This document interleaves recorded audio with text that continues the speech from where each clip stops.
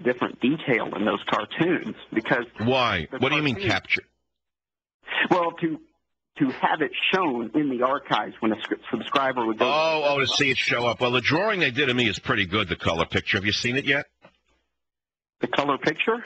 Yeah, the color drawing of me that they did it's not really me. Okay, they caught the eyes. I don't know where the mouth came from. I must apologize. I haven't seen that one, nor have I seen the article you've been referring. Well, you're from the South. You're very polite. So you retired from that job a while ago, I assume? Originally from the South. I mean, I went up to New York to work. But I'm saying, but you're not working for them anymore. What are you doing in the South now? Well, I just got out of the Navy, and I'm basically working as a mechanic and saving money. Fine by me. I never underestimated the average man. Thank you for the call. You never know what the average guy is or what he did. As a radio host, Michael Savage is a heretic amongst heretics. Or heretic? As contemptuous of fellow right-wing stars as he is of liberal politics. I'd say more contemptuous, not as. I'd say more contemptuous of fake right-wingers. Fake right-wingers. It's a hot field right now. Be right-wing and get ahead. Look how far I can go without a college degree. And look, they love it. All I got to do is say is Obama's a Marxist. At least you know where I was born. I mean, you know, I can show you my birth certificate, that's for sure. I can put it up on my website if you'd like. Don't call about that. Please, no. Save it for another show. Call the Swede for that one. New York, Peter, welcome to the Savage Nation. Go ahead, please. Michael, speaking about literary characters, you resemble a character in The Adventures of Augie March by Saul Bellow named Einhorn. Wait a minute, I do remember Einhorn.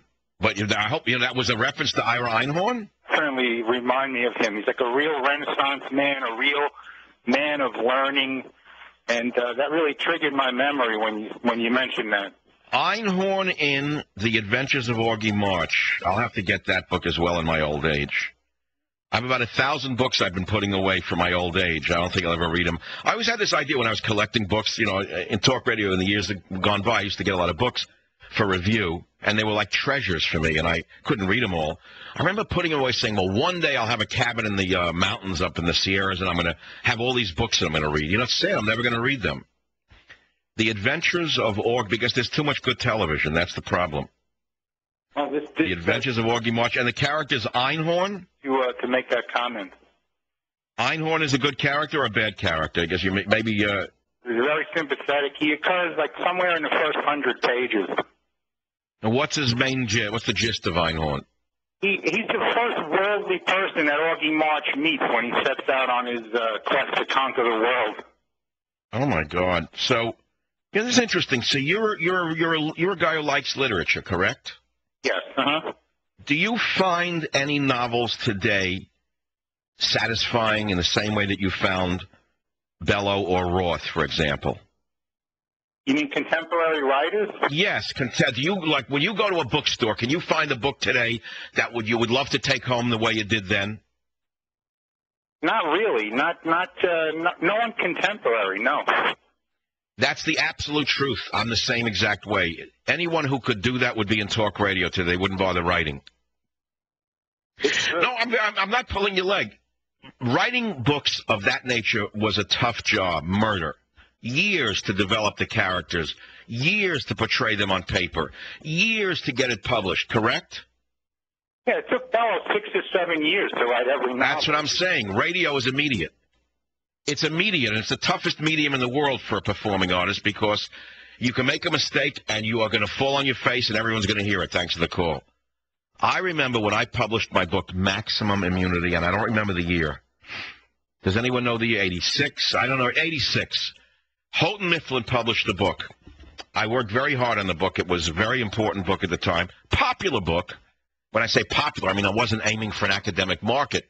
It was to explain the immune system to the average person and to myself. In learning, I helped others learn. That's how I did it. So it was a good book. Houghton Mifflin published it. It went into like 6-10 languages. I had lunch with an old Boston editor, very smart woman, the type of editor that I don't think exists anymore. And she said to me over lunch at a Boston fish restaurant, She said, Michael, she said, your mind is too fast for writing. She said, you should consider being in radio. I had no idea why she said that. I was not in radio. I never thought about radio. I did not listen to talk radio. I said, well, why do you say that? She said, because it's immediate. She said, this takes 2 years for you to conceive and write and a year to get published. She said, by the time the book comes out, you're bored of it.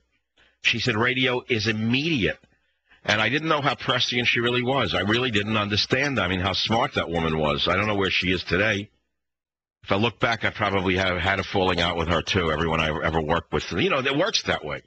At some point, 1-800-4498, not one woman called and said congratulations. See, I figured with the New Yorker, women who were not sure about me would call, because women read the New Yorker mainly, and metrosexuals. Real men are in demolition derbies. They don't read the... I was watching one of the Comcast channels. I found a whole slew of new channels, like really obscure channels on Comcast, way up on the dial, have like demolition derbies. Amazing. You see, that's what the American cars are good for, is putting them in a demolition derby. I actually think that we should take all the GM cars that they can't sell and run them up against Toyotas. You could bring back General Motors, because I guarantee you that the General Motors car will be standing. The Toyota will be, atoms. They'll break it apart with one bang. Connecticut, Sue, welcome to the Savage Nation. Go ahead, please. Michael, I've been waiting to congratulate you, and I am a woman, and I am so proud that you are in the New Yorker. And I want to say that's very sweet of you. Thank you for saying it so nicely. I'm thrilled for you. I grew up in New Jersey, spent most of my life there. My dad was in advertising in Manhattan, so we had the New Yorker in our house from, the time I can remember. And it was wasn't it a iconic cultural magazine? You had to have it. That is just the word I was going to use, iconic. It is, the New Yorker. But is it still that, Sue, honestly? Does anyone really think so anymore? I don't know anymore, but anybody that was around when it was still will think... That's true. So for my generation, it's a big deal. But for the younger people, they don't read magazines at all, unless it's on how to buy a pair of, Manello shoes at a discount. Right, but, Or how to put lipstick on a pig. And I'm sure that... I don't pick up a magazine to find out what movie to go to. I really don't know. I go to the movies at night in my bed, if you know what I mean. I click around on Comcast, and if I like it, I watch it, kind of thing. Right. I can't take movie theaters. I don't like the coughing. Of course, when my movie comes out, I'll change my tune. Let me ask you something, Sue. When my movie comes out, would you go to it? That artwork is iconic from the New Yorker. No. Did you hear what I said? When my movie comes out, the Savage Nation movie, will you go to it? Absolutely. Do you go to the theater today, the movie theaters anymore? Occasionally. See, most of us, it's occasionally. Most of us don't go. It's for 11-year-old purse snatchers are in the movies today. That's why most of the movies are made for kids who are hiding from the cops after robbing a gold chain.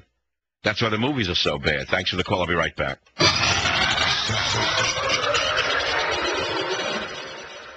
These guys are so hilarious. I almost drive off the road every morning. Armstrong and Getty. Weekday morning, 6 to 10. Talk 910 KNEW.